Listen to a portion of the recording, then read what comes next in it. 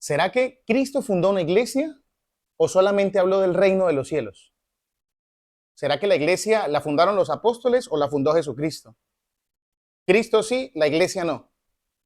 Habrán algunos datos en los evangelios sobre estas cuestiones. Quédate hasta el final.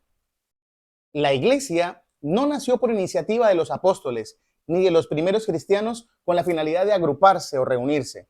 La iglesia nació por decisión de Dios, que envió a su Hijo a la tierra para salvarnos y para hacernos hijos suyos. Entonces, si somos conscientes de que es una decisión de Dios, vamos a tratar de ver los momentos en los que Jesucristo revela su voluntad y la voluntad del Padre para fundar una iglesia. Empecemos. Paso número 1, predicar, hablar del reino de los cielos. Jesucristo empezó mostrando la voluntad de Dios, anunciando el reino de los cielos. El reino de Él no es en esta tierra, es allá. Y Jesucristo siempre habló de esto, mandándonos o diciendo que se arrepientan y que quieran en el Evangelio, explicando las maravillas de Dios, sanando, realizando milagros. De esa manera Jesucristo hablaba y empezó a mostrar su voluntad. Vamos a seguir el hilo conductor.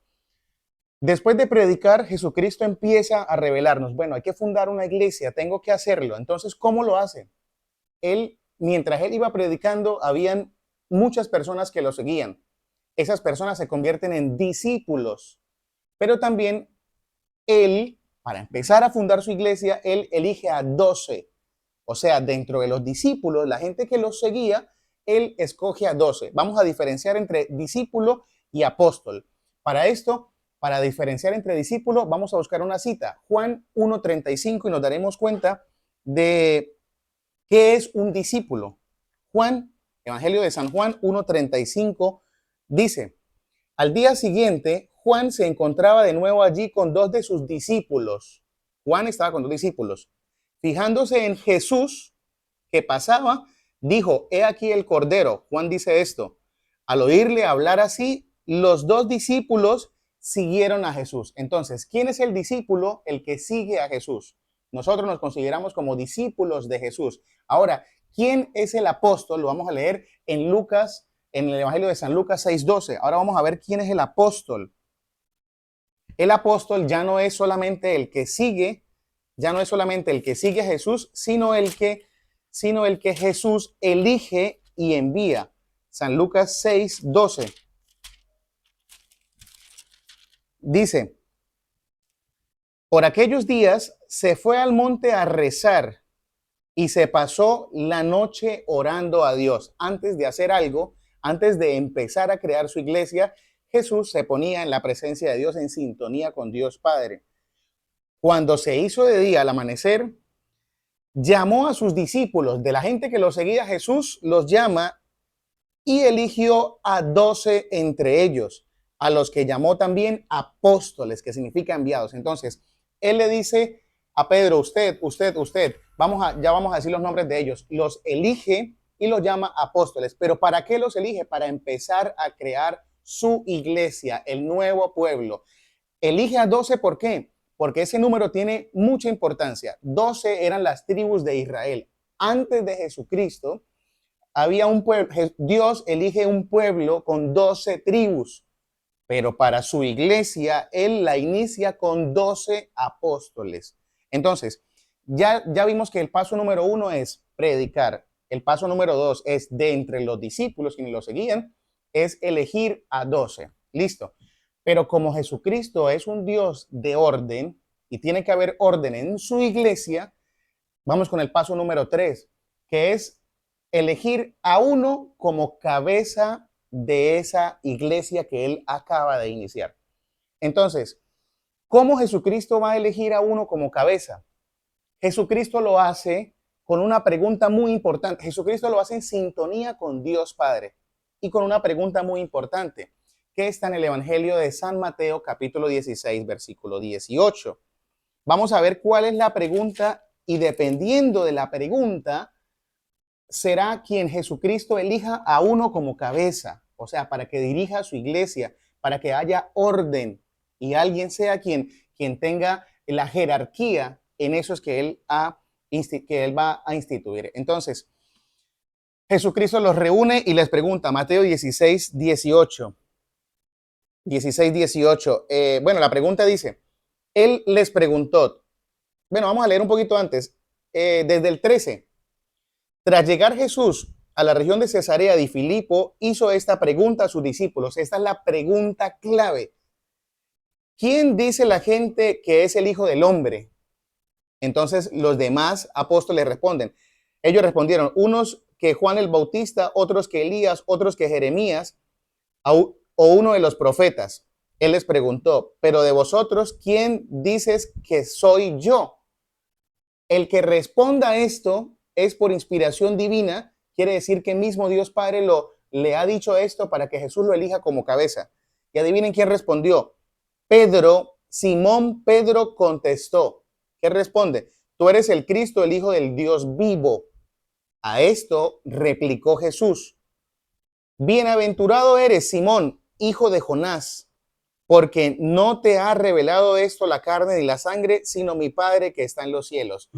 Jesucristo se da cuenta que Dios le revela a Pedro lo que verdaderamente es Jesús y por ende Jesucristo le va a dar el poder. Presten atención que de entre los 12, Jesucristo elige a Pedro, le da el poder. Dice,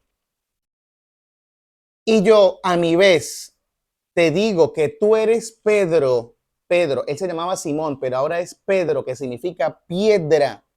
Piedra, tú eres Pedro, y sobre esta piedra edificaré mi iglesia.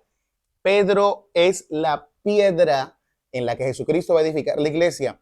Y que da una orden, da una profecía, dice, y las puertas del Hades, del infierno, no prevalecerán contra ella. O sea, que la iglesia que va a fundar Jesucristo no la van a derrumbar fácilmente cualquier persona, ni mucho menos en el infierno.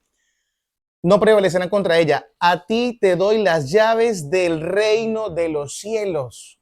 Jesucristo, con darle las llaves a Pedro, le está dando el poder.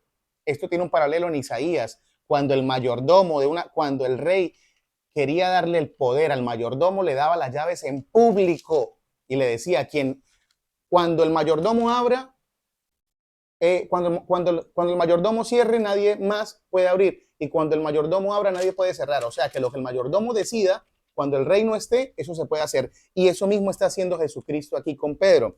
Entonces, a ti te daré las llaves del reino de los cielos. ¿Cuál es el poder? Lo que ates en la tierra quedará atado en los cielos. Y lo que desates en la tierra quedará desatado en los cielos. Le está dando el poder a Pedro como cabeza de atar y de desatar. Entonces, esto es muy importante. Seguimos con el hilo conductor. Jesucristo predica, Jesucristo de entre sus discípulos saca 12, Jesucristo escoge a Pedro como cabeza. Ahora Jesucristo sigue revelando su voluntad con su iglesia. Aparte de Pedro, en Juan 21:15 le dice Pedro, ¿me amas? Sí, Señor, tú sabes que te amo, apacienta mis corderos. Pedro, ¿me amas? Sí, Señor, tú sabes que te quiero, apacienta mis ovejas. Le pregunta 3 veces, le ratifica a Pedro como pastor en Juan 21:15. Ahora, cuarto paso. Jesucristo instituye la Eucaristía. Esto es algo fundamental dentro de la iglesia. ¿Por qué? Porque muchas iglesias, muchas sectas podrán decir, pero nosotros también tenemos la fracción del pan y lo hacemos cada vez en cuando. No, hay algo muy importante y es que lo hacían todos los días. ¿Y cuál es la única iglesia que hace la fracción del pan todos los días? La iglesia católica. Pero vamos a ver dónde Jesucristo instituye la Eucaristía en Lucas 22:19. ¿Sí? Lucas 22:19 nos habla de esto, de la Eucaristía. Entonces, Lucas 22:19. 22:19 dice, tomó luego pan, dio gracias, lo partió y se lo dio diciendo, este es mi cuerpo que se entrega por vosotros. Haced esto en recuerdo mío, en memoria mía. Jesucristo instituye la Eucaristía. Es el cuarto paso. A esos 12 y a Pedro como cabeza les da les instituye la Eucaristía, la fracción del pan, que lo hacían todos los días, se lo voy a decir. Hechos 2:46. En Hechos 2:46, la iglesia partía el pan todos los días, así que presten mucha atención y para que se den cuenta cuál es la iglesia que hoy en día parte el pan, realiza la fracción todos los días, la Eucaristía. Hechos 2:46 dice, acudían diariamente al templo con perseverancia y con un mismo espíritu, partían el pan en las casas y tomaban el alimento con alegría.